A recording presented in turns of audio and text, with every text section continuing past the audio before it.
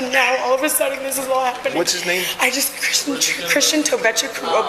Christian? Please, I'm scared of him. On the 3rd of April, 2022, Miami police received a terrifying phone call. I can't feel my arm. I can't feel my arm. Oh, my boyfriend is dying of a stab. Ma'am, what is the address? 134 Northeast 7 times. Baby, I'm so sorry. 27-year-old Christian Toby Abumseli was bleeding out in his girlfriend's lap with a brutal stab wound to the chest. When police arrived, pools of blood were found all over the apartment, and Toby was barely clinging to life. OnlyFans model Courtney Clenney had met Toby back in 2020. The two seemed to be deeply in love, but behind closed doors, things were completely different. The couple were known to have violent fights, and the police were even called multiple times to their apartment. But their biggest argument would take place in April of 2022 and result in Toby bleeding out and begging for his life. Courtney told police she had nothing to do with it, but police thought differently. So she was brought in for questioning, and a 5-hour-long interrogation began. My apologies for being absolutely covered in blood. Listen, you don't have to apologize, okay? I completely understand. Alright? Things happen, and you can't control it. Okay? How long have you guys been together? About 2 years. A year and a half to 2 years, yeah. Okay. Is he okay? He's still at the hospital. They're still, I know. monitoring him and talking to him. So we're waiting. Oh my God! So he didn't even have to have surgery. Well, I don't know. They're still doing X-rays and stuff like that. So I don't know yet. I'm waiting to hear a response. That's all I have to know. Thank God. The detectives tell Courtney that Toby is in the hospital, but alive. Detectives are usually unaware of how a suspect will react to certain information, so it's often safest to open by easing any worries they may have and talking in a non-accusatory manner. This makes the suspect feel more relaxed and more likely to open up. We just got back together. I had broken up with him, and then he came back the last 2 nights, and then started into an argument, and I ended up getting scared, and I think that I overreacted, or not overreacted necessarily, but reacted, and I just didn't know exactly what might happen. Do you guys work here in Miami, or do you guys have your own business? I do social media, so I'm an influencer, I guess is what. Oh yeah? Close, yes, I'm an influencer. What do you focus on, like Instagram or social media? Instagram, LinkedIn. And what is it that he does? Stocks and crypto. Stocks and crypto. He just has stocks and goes to crypto. We were gonna move into a house. So have an apartment, and then we were like, maybe just move here for a year. And then once we got here, we were like, no, this is dope. Yeah. So we have the dog picked out. It's golden retriever. We're gonna name Mello. So we're gonna get a house so we can have a backyard. Because I have 2 dogs, and then we're gonna have 3. So we're planning on staying here for a while. Sorry. Once again, you don't have to apologize. The detectives can tell Courtney is in a vulnerable state, but at the end of the day, they're there to solve a crime. Courtney's being investigated for stabbing Toby, and the only defense she's given so far is that there was an argument and things got out of hand. If Courtney did in fact do what she's being accused of, being forced to think about her past and future with Toby would really be messing with her emotions, causing her to become more vulnerable and hopefully lead to an easy confession. Let's start from the start. You guys are supposed to take out your dogs to the park, right? And then what happens after that? Like I said, a little bit before, I was doing laundry and tried to call my mom. She didn't answer the first time. And then he left. I guess he went to go bike over there. That's just what he said. I don't know if he walked or biked, but he told me he was going to bike first. Like a bicycle? Yeah. Okay. And then he came back with a Subway sandwich, and I said something about oh, are you gonna reshare your location with me, did you share it? And he said, yeah, I shared it. And I was like, oh, when did you do that? And he goes, the other day, when you were done with me. And I was like, okay, well, fair enough. Reshare it. And then he told, it kind of like turned into like a little like argument or something. And then he told me to reshare mine, and I was like, okay, yeah, I will. And then I didn't do it immediately. He asked me about it again, and I don't know what I was thinking, but it just said something about, well, what if I'm somewhere you don't want me to be? Which I wouldn't have been. I love him, but maybe you don't want to know where I am. I guess maybe it'll just like hurt him because he was pressing me, and he ended up pinning me against the wall. I said like choking me on the floor. It's just like, they were looking at my neck, and I was like, I'm not saying like choking me like, whatever. But he had my like neck, like and this happened twice before, where I couldn't breathe and I was on the floor. Yeah. I could not breathe, and I don't think that he is trying to kill me, but I was scared, and all 3 times I have been scared. I'm on the floor, and you have me pinned. Get my mom on the phone. So this happened like over by the door, and somehow moved like over in the living room. He was standing by the couch, facing toward the kitchen. I was in the kitchen, and then he just like, I could see like all the whites in his eyes, and he was like coming at me.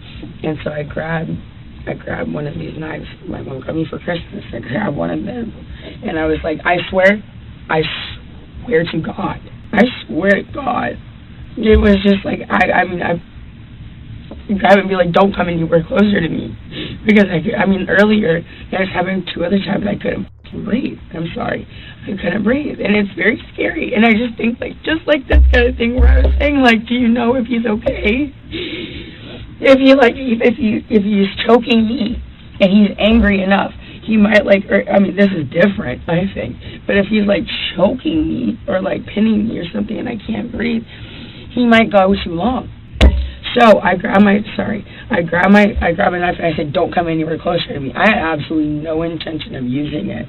I'm on the phone with my mom, and he's coming at me like he's going to grab either the phone or like the knife or something. And so I was just like, I was like, don't come any closer. It's coming at me, and I threw it.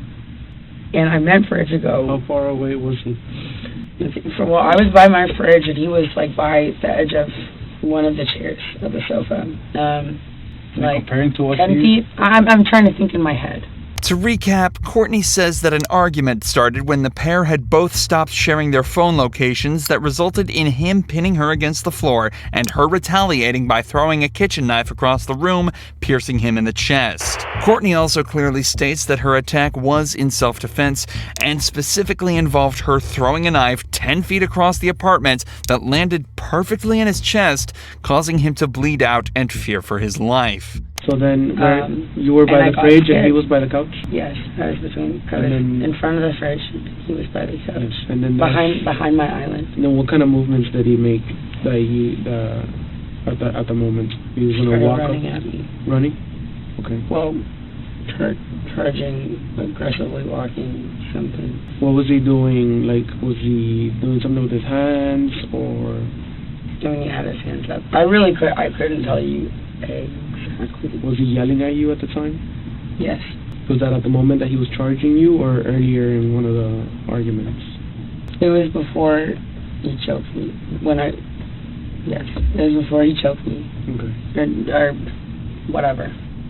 But I swear to God, I was scared. After what had just, I was scared, and I was on the phone with my mom, and it was still happening. Yeah. I was scared. So you told me that he had you against the wall at one point, right? With his hands over your neck. Mm-hmm. And how did you end up from the wall to the ground? Let me go, and then I started swinging on him because I had been against the wall. Okay. I started trying to hit him. Yeah. And then he put me on the ground. He dropped you to the ground. When I'm trying to remember a whole situation of where I was very upset about something. Yeah. Which I've learned this in therapy and whatever. It's write down all the details so you don't forget. Just write it all out clearly, so that it makes sense to you and makes sense to somebody else. But I haven't had a chance to have a pen and paper or my phone to write down exactly what happened, and I haven't really even fully thought about it. Yeah. So honestly, my answer is I don't remember. That's fine. Okay. You guys have a history of Yeah, You say you've been together how long, sir? almost 2 years. Almost 2 Year and a years. half to 2 years. So how many incidents you think you've had? I don't know, but we shouldn't be together. Have you made a report before? No. You've never made a report? Oh, I did in Dallas actually about a year ago, and he was detained. And what happened there? He had pushed me in the lobby, but it wasn't like a big deal, and they made it a huge deal. The couple had also been involved in another incident in Las Vegas less than a year earlier. Police were called to their apartment after a loud argument was heard, as well as glasses smashing on the floor and walls. The apartment was trashed when police arrived, and Courtney's story was all over the place. Why did you call for help? Because we were getting really loud. We were getting loud. And I was like, oh my God, we're gonna like do damage to the room or something. Not damage to each other. Like I really want to like. Why would you highlight think? that. Why would you think that you were gonna do damage to the room? I like throwing something or like. Did you throw something? Did I? Yeah. No. Did anybody throw anything? No. So why would you think that there is damage to the room to be made? Because I've done that before in our house, and I. What have you done? Thrown a glass and plate. Did you throw a glass or a plate at him today? No. Okay. So if No, this was before. Okay, so when I go to the room and I see a broken glass on the floor, where did the glass come from? I don't know. I literally couldn't even remember how the fight started. Okay, well, Was there? yeah. Maybe I did. Well, I'm guessing that I threw a glass, but that sounds like me. So. Courtney was brought to jail and held for 12 hours overnight, but Toby refused to press charges and advocated heavily for release. This may seem like nothing, but police did conclude that Courtney had attacked him that night by throwing a glass at his head. If nothing else, it proves that Courtney was capable of attacking Toby unprovoked and opens up an entirely new avenue for this investigation. However, it also turns out that police had been in contact with the couple more recently. In fact, they'd actually been called by security to their apartment the day before the attack. But the cops have been up there one other time yesterday for absolutely no reason. Absolutely none. They harassed, not the police, but security guards from the office, like young security guards. Okay. Came up for no reason. Bothered him, bothered me. The cops were called, however, and captured an entire exchange on body cams, providing a stark contrast to the story that Courtney gave here. You didn't call. I didn't. Nobody. I called. You called. What? Okay. What's going on? Okay, hold on, man. Let him talk. Okay. Yeah, hold on. Okay. Go ahead. The front desk personnel, she informed us that Miss Courtney, her boyfriend, was trying to get into the elevator. And she had her hand out like this. And she was like, oh no, don't come inside the elevator. Okay. So we asked her, I said, do you want him to leave the property? She said no, she don't want him to. I did not say that. I said yes. Hold on. Courtney, what's going on? What do you need? What? Yeah, good. My boyfriend.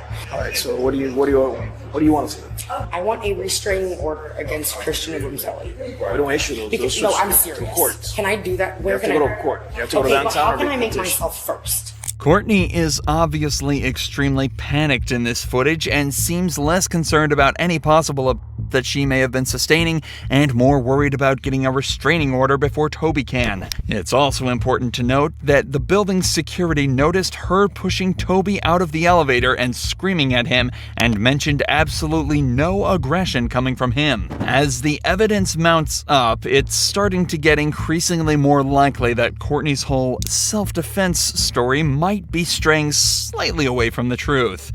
But as is almost always the case in situations like these, everything is still hearsay, and officially debunking her claims is going to be a challenge for the detectives.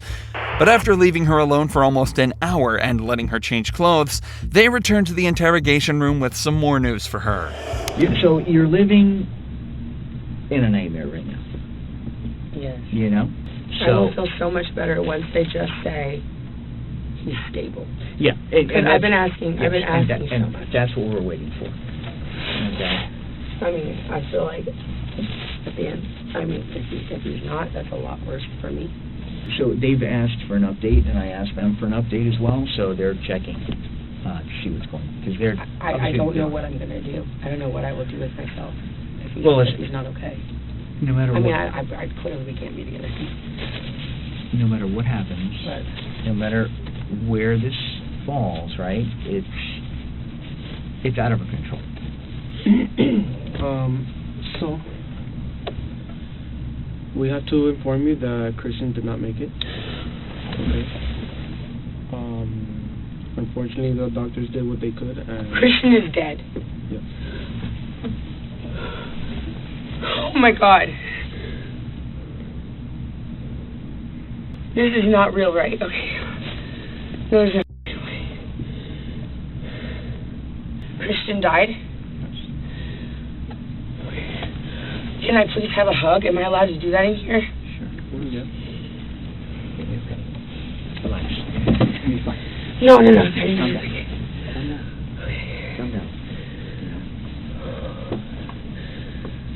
Take deep breaths. I need to hug my mom. I cannot be left alone in like a room by myself. You won't be. After this.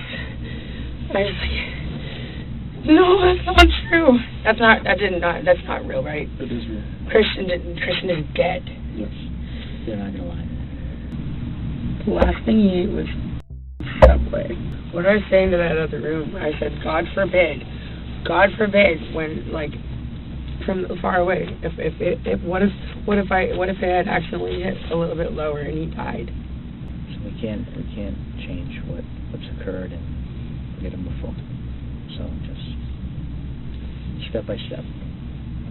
So you'll get through this, all right?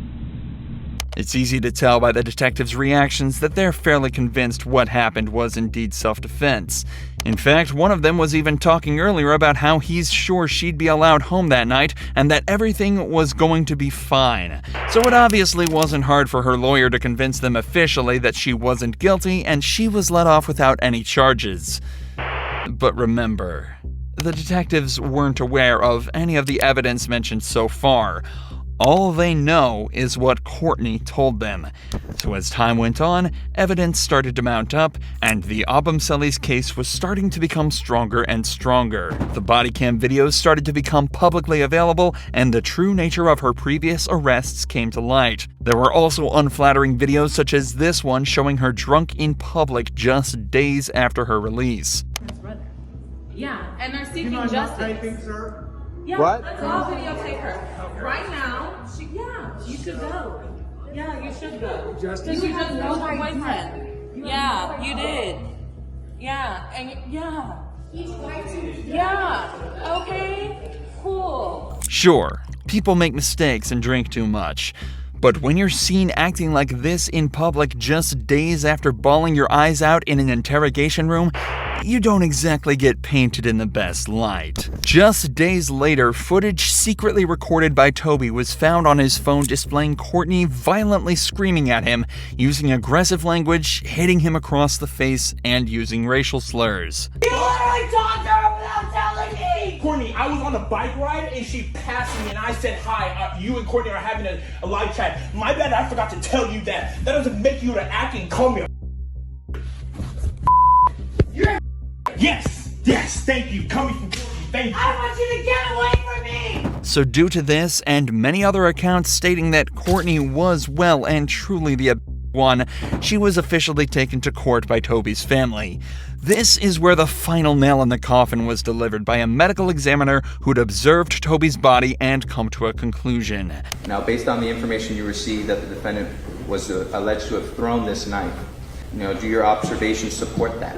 If the person who supposedly did this is an expert knife thrower, and the knife is the type of knife that you can throw, I guess that could have happened. Did you receive any information that the defendant was a knife thrower? No. So based on that fact that you did not receive that information, would it support that? No. And what would you expect to see a knife do if someone just flung it at somebody? It would just hit the body and bounce off. Now, as a result of this case, did you come to a cause, or did you make a determination as to the cause and manner of death? Yes. Could you please explain those to the court? The cause of death was stab wound of right subclavian artery. The manner of death was homicide. As of April 2023, Courtney is currently awaiting what's become one of the most anticipated trials in modern history. She faces life in prison on account of second-degree murder with all of the evidence stacked against her. It's not looking good for her as we prepare to see if she'll be spending the rest of her life behind bars.